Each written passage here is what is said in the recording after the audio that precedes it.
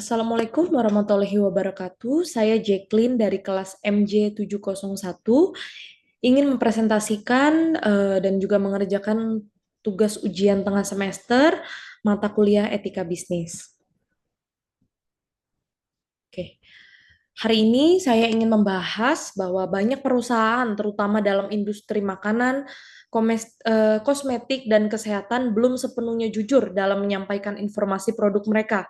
Hal ini termasuk memberikan klaim berlebihan atau overklaim terkait manfaat produk, serta tidak mencantumkan bahan-bahan yang mungkin berisiko bagi kesehatan. Praktik ini menimbulkan pertanyaan etis terkait kejujuran dan tanggung jawab perusahaan terhadap konsumen.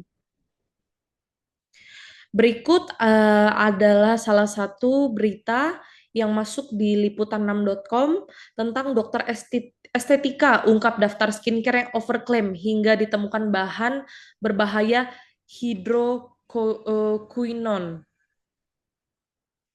Oke.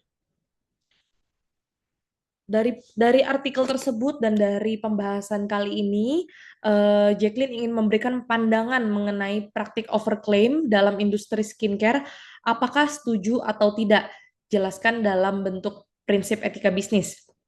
Kalau Jacqueline pribadi tidak setuju dengan praktik overclaim yang dilakukan oleh beberapa produk skincare. Klaim berlebihan seperti manfaat yang tidak terbukti secara ilmiah atau tidak realistis dapat menyesatkan konsumen dan merusak kepercayaan terhadap industri. Dari sudut pandang etika bisnis, klaim yang tidak berdasar dan berlebih bertentangan dengan prinsip kejujuran dan tanggung jawab perusahaan terhadap konsumen. Oke. Lalu ada identifikasi masalah etika bisnis yang muncul dalam kasus overclaim dan pengguna bahan berbahaya pada produk skincare. Apa nilai yang diabaikan dalam kasus ini dan bagaimana dampak terhadap konsumen? Masalah etika bisnis dalam kasus overclaim dan penggunaan bahan berbahaya. Beberapa masalah etika bisnis yang muncul terkait overclaim dan penggunaan bahan berbahaya seperti hidroquinone meliputi satu, kejujuran dan transparansi, perusahaan tidak memberikan informasi yang jujur dan lengkap mengenai bahan-bahan produk, termasuk bahan beresiko yang tidak disetujui atau dilarang. Kedua, tanggung jawab terhadap konsumen. Penggunaan bahan berbahaya dapat menimbulkan efek samping yang merugikan konsumen, yang menunjukkan kelalaian perusahaan dalam memperhatikan keselamatan dan kesehatan pengguna. Ketiga, prinsip etika yang dilanggar. Kewajiban untuk tidak menipu dan prinsip kesejahteraan umum seringkali diabaikan. Dalam hal ini, konsumen beresiko mengalami dampak buruk pada kesehatan kulit mereka akibat bahan-bahan berbahaya, sementara perusahaan memperoleh keuntungan dari klaim palsu. Dampak terhadap konsumen dapat berupa kerusakan kulit yang serius, keracunan, atau bahkan masalah kesehatan jangka panjang lainnya. Selain itu, hal ini dapat menyebabkan konsumen merasa tertipu dan kehilangan kepercayaan terhadap merek atau industri secara keseluruhan. Berikan rekomendasi atau penyesuaian yang bisa dilakukan oleh perusahaan skincare agar lebih sesuai dengan etika bisnis. Apa langkah konkret yang dapat diambil untuk memastikan bahwa produk mereka aman dan klaim yang diberikan sesuai dengan kenyataan? Jelaskan bagaimana tanggung jawab perusahaan. Rekomendasi untuk perusahaan skincare agar sesuai dengan etika bisnis. Untuk memastikan perusahaan skincare lebih sesuai dengan etika bisnis, beberapa langkah konkret yang diambil adalah: satu, mengurangi klaim berlebihan. Perusahaan harus memastikan bahwa klaim produk didasarkan pada bukti ilmiah yang valid dan tidak menyesatkan. Semua klaim terkait manfaat harus dapat dibuktikan melalui uji klinis atau penelitian yang sah. Transparansi dalam bahan. Perusahaan perlu mencantumkan seluruh bahan yang digunakan dalam produk dengan jelas pada kemasan, termasuk bahan yang mungkin beresiko bagi kesehatan. 3. Patuhi standar keamanan. Perusahaan harus mematuhi standar keamanan produk kosmetik yang ditetapkan oleh lembaga berwenang seperti BPOM, Badan Pengawas Obat dan Makanan, dan menghindari penggunaan bahan yang tidak disetujui. Edukasi konsumen, memberikan edukasi yang tepat mengenai cara penggunaan produk dan potensi efek samping, sehingga konsumen dapat membuat keputusan yang lebih baik.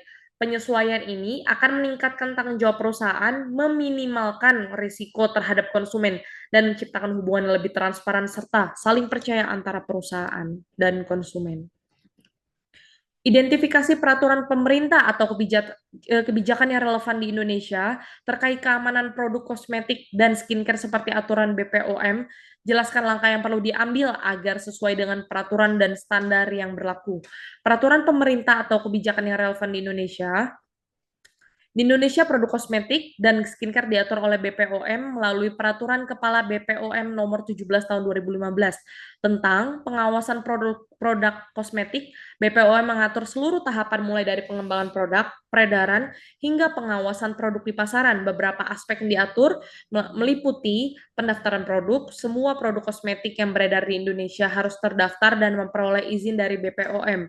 2. Kandungan bahan berbahaya. BPOM juga mengawasi bahan-bahan berbahaya yang tidak boleh digunakan dalam produk kosmetik seperti hidroquinone tanpa izin. Labeling dan iklan. BPOM mengatur agar produk mencantumkan informasi yang jelas mengenai bahan, klaim produk, dan cara penggunaan. Untuk memastikan kepatuhan terhadap regulasi tersebut, perusahaan dapat mendaftarkan produk di BPOM sebelum dipasarkan, melakukan uji klinis untuk memastikan keamanan dan efektivitas produk, meninjau dan memperbarui labeling untuk memastikan semua klaim produk akurat dan sesuai dengan regulasi yang berlaku, melakukan pengawasan rutin terhadap kualitas dan keamanan produk yang sudah beredar di pasar. Langkah-langkah ini memastikan bahwa perusahaan mematuhi peraturan yang ada dan menjaga keamanan serta kesehatan konsumen. Jelaskan outcome atau dampak yang Anda harapkan jika perusahaan skincare benar-benar menerapkan etika bisnis yang sesuai dan mematuhi peraturan pemerintah. Bagaimana penerapan ini bisa berdampak dan kepercayaan konsumen, reputasi perusahaan dan kesehatan masyarakat. Dampak penerapan etika bisnis dan kepatuhan pada regulasi pemerintah. Jika perusahaan skincare benar-benar menerapkan etika bisnis yang sesuai dan mematuhi peraturan pemerintah, beberapa dampak yang dapat diharapkan antara lain: satu, kepercayaan konsumen. Konsumen akan merasa lebih percaya pada merek yang transparan, jujur, dan memprioritaskan keselamatan mereka. Kepercayaan ini akan meningkatkan loyalitas pelanggan dan memperkuat hubungan jangka panjang. Kedua, reputasi perusahaan. Perusahaan yang mengutamakan etika dan kepatuhan pada regulasi akan mendapatkan reputasi baik di pasar yang dapat membedakan mereka dari pesaing yang tidak mematuhi aturan.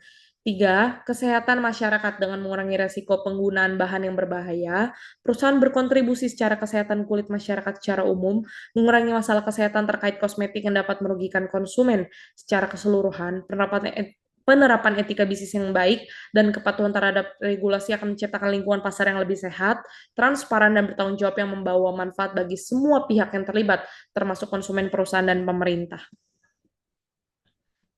Oke, sekian presentasi dari saya. Mohon maaf apabila ada kekurangannya. Waalaikumsalam warahmatullahi wabarakatuh.